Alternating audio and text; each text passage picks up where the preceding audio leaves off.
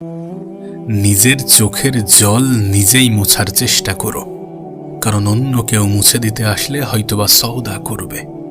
দেখো, যদি তুমি তোমার জীবনের সততার সহিত কিছু করো, যদি তোমার জীবনে তুমি কোনো কিছুর উপরে সত্যি অনেক বেশি মেহনত করো, তাহলে একটু তো দুঃখ হবে, একটু তো মন খারাপ হবে।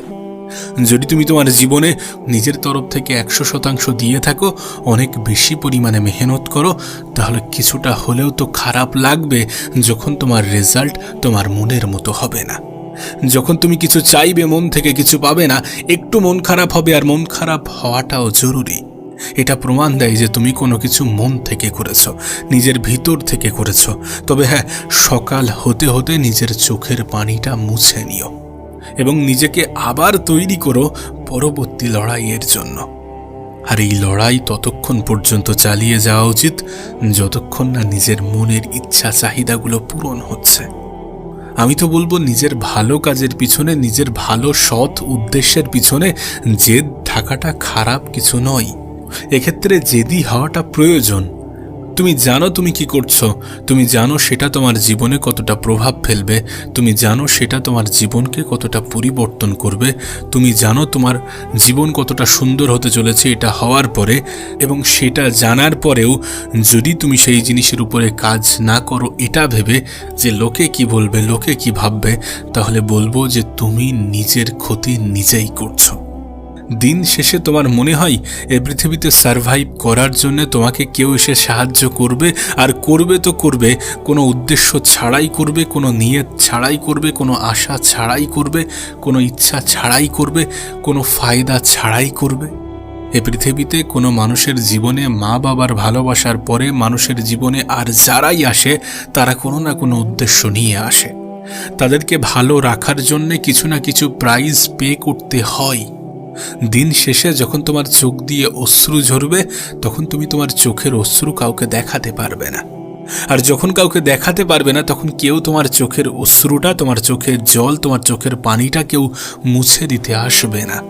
তাই বলছি, নিজের খারাপ সময়গুলোতে, নিজের খারাপ মুহূর্তগুলোতে যদি চোখে জল আসে, যদি চোখে পানি আসে, তাহলে সেটা নিজেই মোছার চেষ্টা করো। এবং জীবনে যেটা করবে সেটা নিজের সততার সহিত করো, নিজের সবটুকু দিয়ে করো, নিজের মন উজাড় করে করো। হ্যাঁ, হয়তোবা না পেলে দুঃখ হবে, হোক, তাতে কোনো যায় আসে না। দুঃখ হওয়াটাও জরুরি।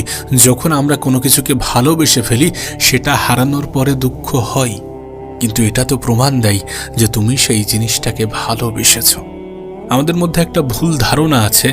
আমরা মনে করি যে আমরা যখন ব্যর্থ হই, তখন এই ব্যর্থতার পরে আমাদের জীবনে আর কোনো ভালো জিনিস ঘটবে না, আমরা কখনোই আর উঠে দাঁড়াতে পারবো না। এটা আমাদের সবথেকে বাজে কনসেপ্ট। এমনটা নয় যে পৃথিবীর প্রত্যেকটা মানুষ জীবনের প্রথম দিনগুলো থেকেই সফল। এমনটা নয় যে পৃথিবীর প্রত্যেকটা মানুষ জীবনের প্রথম চেষ্টাতেই সফল। যদি এমনটা ভাবো, তাহলে তুমি ভুল ভাবছো। সফলতা একদিনে আসে, সফলতার শুরুতে কোনো বিফলতা আসে না। এগুলো আমাদের ভুল ধারণা ছাড়া কিছুই নয়। জীবনের বড় সফলতাগুলো আসতে সময় লাগে। জীবনের বড় সফলতা আসার আগে অনেকগুলো ছোট ছোট ব্যর্থতা আসে, আর সেই ব্যর্থতাগুলোতেও মানুষের মন খারাপ হয়। কিন্তু দিন শেষে সেই ব্যর্থতা থেকে শিখে মানুষ তার জীবনে আবারও এগিয়ে যায় এবং দ্বিতীয়বার, তৃতীয়বার, চতুর্থবার ব্যর্থ হওয়ার পরে পঞ্চমবারে এমন কিছু তার জীবনে ঘটে যেটা তার কাছে আনএক্সপেক্টেড মনে হয়। তুমি দেখবে কোনো কিছু একটা মন থেকে চাইছো, কিন্তু সেটা পাচ্ছ না, আবার চাইছো, আবার পারছো না, বারবার চাইছো, পাচ্ছ না। হঠাৎ করে যখন সেটা ঘটে যাবে, তখন সেটা তোমার কাছে আনএক্সপেক্টেড মনে হবে। সো জীবনটা এমনই। তুমি চেষ্টা করছো, হচ্ছে না, পরিশ্রম করছো, হচ্ছে না, ব্যর্থ হচ্ছ। তারপরে যখন তুমি কিছু পেয়ে যাবে না, তোমার কাছে অপ্রত্যাশিত মনে হবে। কিন্তু এটা প্রকৃত অর্থে অপ্রত্যাশিত নয়। তুমি ব্যর্থ হয়েছো, শিখেছো যে এটা করা যাবে না, আবারও ব্যর্থ হয়েছো, শিখেছো এটা করা যাবে না, আবারও ব্যর্থ হয়েছো, শিখেছো এটা করা যাবে না, আবারও ব্যর্থ হয়েছো, শিখেছো এটা করা যাবে না। বারবার ব্যর্থতা তোমাকে শিখিয়েছে কোনটা করা উচিত নয়। তারপরে যখন তুমি শিখেছো যে এইগুলো করতে হবে আর এইগুলো করা যাবে না, তখনই তুমি সঠিক পথ পেয়েছো। তাই তোমার যদি মনেও হয় যেটা আনএক্সপেক্টেড, এটা অপ্রত্যাশিত, বাস্তবে এমনটা নয়। এটা কঠোর মেহনতের ফল। এটা কঠোর পরিশ্রমের ফল। দিন শেষে পরিশ্রমের বিকল্প হয় না, এটা তুমি রিয়ালাইজ করবে, এটা তুমি অনুভব করবে। প্রতিটা সফল ব্যক্তিকে তুমি দেখো, তাদেরকে জিজ্ঞাসা করো, প্রত্যেকটা মানুষই বলবে তুমি স্মার্ট ওয়ার্ক করছো ঠিক আছে, কিন্তু হার্ড ওয়ার্কও করতে হবে।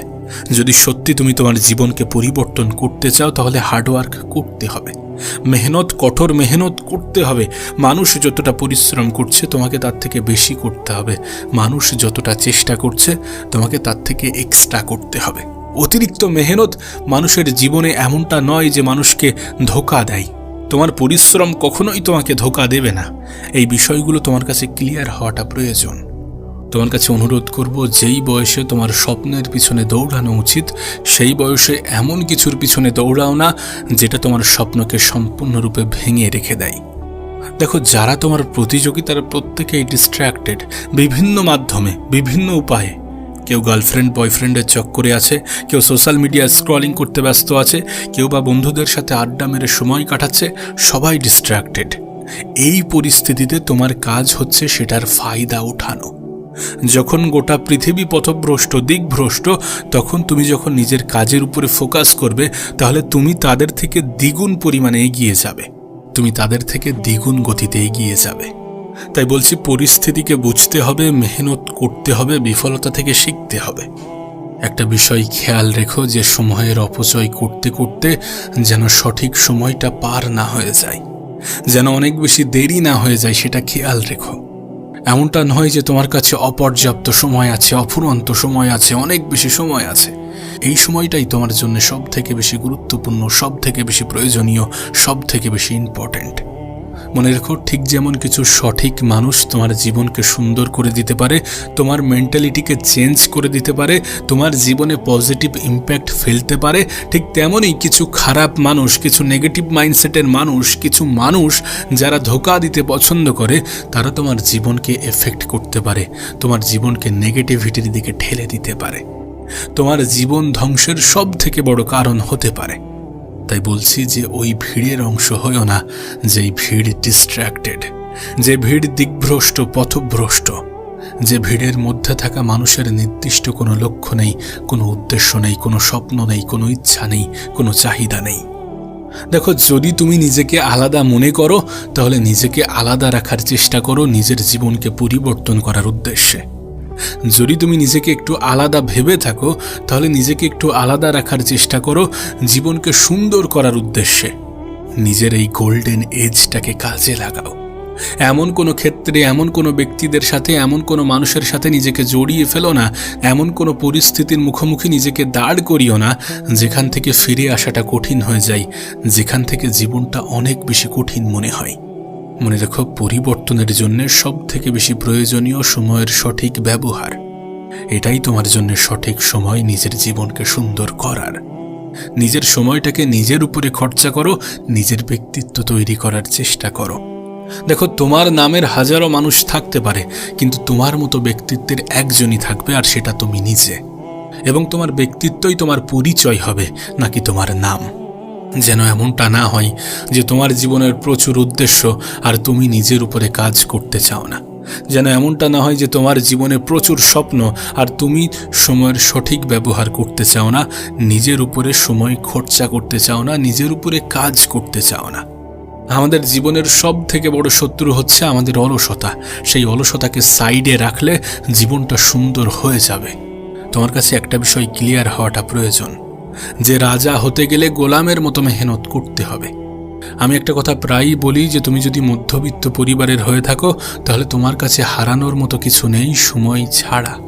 তুমি যদি কোনো মধ্যবিত্ত পরিবারের হয়ে থাকো তাহলে তোমার কাছে সব থেকে বড় সম্পদই হচ্ছে তোমার সময়, কারণ এই সময়ই তোমার জীবন পরিবর্তন করতে পারে। এই সময়ের সঠিক ব্যবহারই তোমার জীবনে পরিবর্তন আনতে পারে। আমাদের কাছে সময়ের সঠিক ব্যবহার ছাড়া আর কোনো অপশান নেই যে আমরা আমাদের জীবনটাকে পরিবর্তন করতে পারি। এ পৃথিবীতে বেশিরভাগ মানুষ আফসোস করে এটা নিয়ে যে কাশ যদি আমি আমার সময়টাকে কাজে লাগাতাম, কাশ যদি আমি আমার অতীতের সময়গুলোকে সঠিক জায়গায়, সঠিক ক্ষেত্রে, সঠিকভাবে কাজে লাগাতাম। সময় থাকতে সময়ের উপয়োগ করো, সময় থাকতে সময়ের সঠিক ব্যবহার করো, নিজের ব্যর্থতাগুলো থেকে শেখো এবং জীবনের সামনের দিকে এগিয়ে চলো। প্রতিটা ব্যর্থতা তোমাকে শেখাবে যে কোনটা করা উচিত হবে না। প্রতিটা ব্যর্থতা তোমার সময় বাঁচাবে, অপ্রয়োজনীয় ক্ষেত্রে তোমার সময় ব্যয় হওয়া থেকে তোমাকে বিরত রাখবে। একজন মানুষের জীবনের সফলতাগুলো তার অভিজ্ঞতা থেকে আসে, আর যখন একজন মানুষ বারবার ব্যর্থ হয় তখন সে অভিজ্ঞ হয়ে ওঠে। তাই বলবো যে জীবনে যদি ব্যর্থতা আসে তাহলে ব্যর্থতাকে অস্বীকার করো না, ব্যর্থতাকে ইগনোর করো না, ব্যর্থতাকে এড়িয়ে চলো না, এড়িয়ে যাওয়ার চেষ্টা করো না। নিজের ব্যর্থতাগুলো থেকে শিক্ষা নাও এবং সামনের দিকে এগিয়ে যাও। নিঃসন্দেহে খুব দ্রুত তোমার জীবনটা পরিবর্তন হতে চলেছে। নিঃসন্দেহে খুব দ্রুত তোমার ব্যর্থতাই তোমার সফলতার কারণ হতে চলেছে।